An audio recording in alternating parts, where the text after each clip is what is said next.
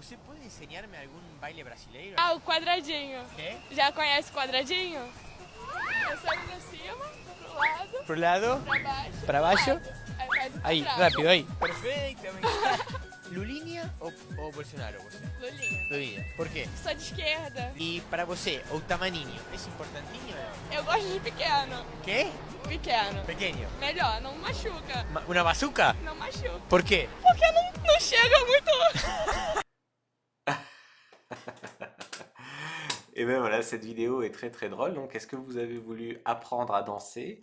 Et puis là, encore une femme qui explique aux hommes que plus gros, c'est pas forcément mieux. Parce qu'il y a beaucoup d'hommes qui vivent en fait ce problème où ils pensent que si leur bite n'est pas énorme, comme ils voient dans les pornos, ils peuvent pas être un bon coup et donc ça sert à rien d'apprendre la sexualité selon eux, alors qu'en fait, le mieux, hein, tu vois, même plein de femmes te le disent, c'est un sexe moyen en fait, normal, avec une largeur correcte et une longueur correcte. Après, de toute façon, tu vas faire quoi? C'est-à-dire que si tu as un sexe en dessous de la moyenne, tu vas renoncer de toi-même à ta vie sexuelle, alors que tu peux apprendre à faire les meilleurs cunis, alors que tu peux apprendre à faire les meilleures techniques de doigts. Donc ça, c'est quelque chose qu'il faut bien comprendre, que même si tu en as une petite ou une moyenne, c'est pas du tout foutu sexuellement.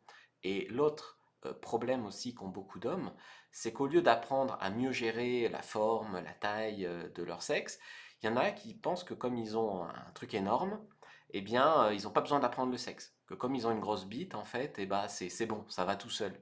Et bah, du coup, c'est beaucoup l'ego qui parle, hein, comme souvent en séduction et sexualité. Et du coup, ils se disent, bah, comme j'en ai une grosse, c'est bon, je suis un bon coup. Bah non. Bah non, il y a beaucoup de mecs qui font peur, qui font mal, c'est pas parce que t'as une grosse que t'es un mauvais coup, mais c'est pas parce que t'es une grosse que t'es un bon coup. C'est pas parce que t'en as une moyenne que t'es un mauvais coup, tu peux être vraiment un très bon coup. Et si t'es pas une petite, bah, c'est pas mort pour autant. Je veux dire, il y a tellement, si tu regardes dans le sexe, tout ce qui se passe en dehors de la pénétration, en dehors du pénis. Je te parlais des techniques de doigts, du cuni, de tous les bisous, les préliminaires, les caresses.